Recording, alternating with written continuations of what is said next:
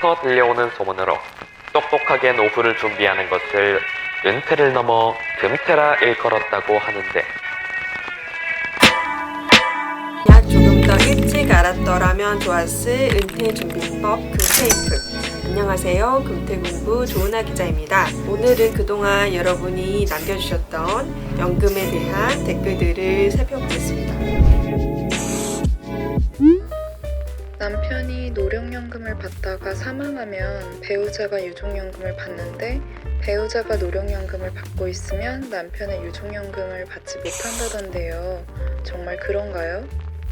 네, 노령연금과 유족연금을 모두 다 받으실 수 있는 상황이라면 둘 중 하나를 선택하셔야 합니다. 그렇다고 노령연금을 선택할 경우 유족연금을 다 포기하셔야 되는 건 아니에요. 유족연금액의 30%가 지급됩니다. 이렇게 중복해서 받을 수 없는 이유는 모든 국민이 골고루 혜택을 보도록 국민연금 제도가 설계됐기 때문이죠. 갑자기 사망하면 국민연금은 어떻게 되나요? 자동적으로 정지되나요? 갑자기 가입자가 사망하게 되면 바로 국민연금공단에 신고해 주시는 게 좋습니다. 공단에 사망을 신고하지 않으시면 공단이 직접 주민등록 자료를 확인해서 직권으로 가입 자격을 정리하고 있습니다. 그렇기 때문에 사망 이후에는 공단이 보험료를 받지 않는 겁니다. 만약 신고가 지연돼서 보험료가 일정 기간 부과된다면 공단이 나중에 이 보험료를 돌려드립니다. 또 가입자의 배우자 등 유족이 유족연금을 받으시려면 공단에 직접 신청을 하셔야 합니다. 수급 요건을 충족해야 받을 수 있으니 공단에 직접 문의하셔야겠습니다. 혹시나 배우자 등 유족이 사망 사실을 공단에 알리지 않고 보험금을 계속 받는다면 공단이 나중에 이 보험금을 회수합니다. 여기에서 유족이 신고 없이 연금을 계속 받았다면 이 연금에는 나중에 이자가 붙을 수가 있으니 주의하셔야 됩니다. 그리고 사망 시에 받는 연금도 있습니다. 사망 시 받는 연금은 유족연금, 사망일시금, 반환일시금이 있는데요.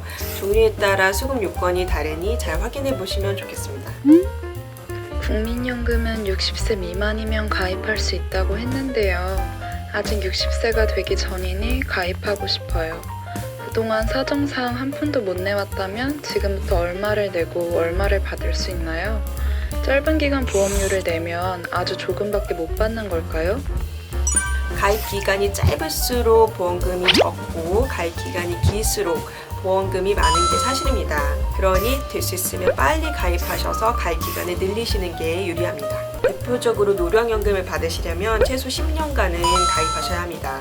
내가 얼마씩을 내야 하는지, 앞으로 내가 얼마씩을 받을 수 있는지 등은 내 평균 소득 등에 따라서 달라져요. 가입을 너무 늦게 해서 가입 기간을 늘리고 싶으시다면 이런 방법이 있습니다. 먼저 추납제도가 있습니다. 추납부 제도를 줄여서 추납제도라고 하죠. 소득이 없어서 보험료를 못 냈던 기간이나 군복무 기간 등의 보험료를 한꺼번에 낼 수 있는 제도입니다. 최대 119개월간의 보험료를 한꺼번에 내실 수가 있어요. 둘째, 반납제도가 있습니다. 기존에 냈던 보험료를 일시금으로 찾아간 적이 있다면 이 기간의 보험료와 이자를 한꺼번에 다시 내셔서 이 가입 기간을 되살리는 제도입니다. 이 외에도 임의계속 가입제도, 출산 크레딧, 실업 크레딧 같은 제도가 있거든요. 이에 대해서 자세히 알고 싶으시면 국민연금 편을 참고하시면 되겠습니다. 연금저축펀드 계좌 개설 후 계좌에 예치만 해도 소득공제 받을 수 있나요? 네, 맞습니다. 예치금을 세액공제 받으실 수 있어요. 하지만 소득을 잘 따져보셔야 돼요. 왜냐면 소득 수준에 따라서 세액공제 한도나 세액공제율이 달라지기 때문이죠. 연소득이 1억 원 이하면 세액공제 한도가 400만 원까지인데 연소득이 1억 원을 넘어가면 세액공제 한도가 300만 원까지입니다.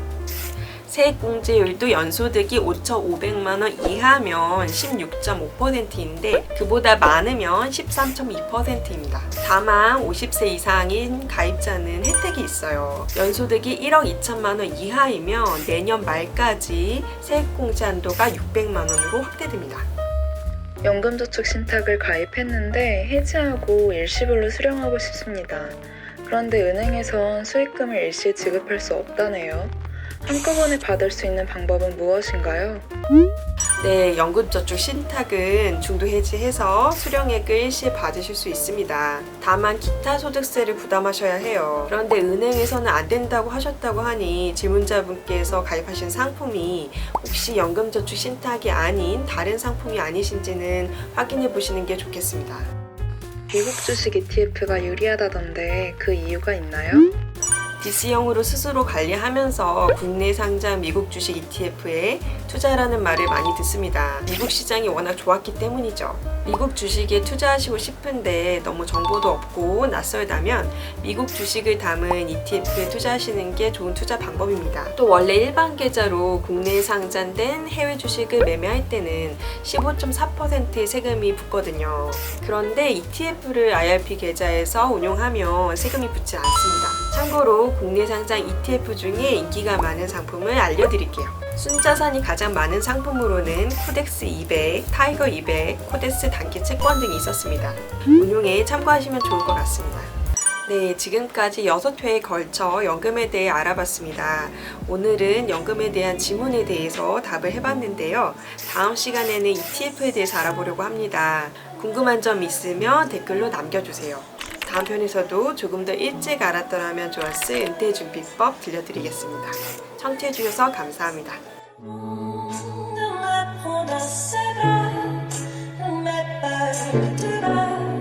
Je vois l'avion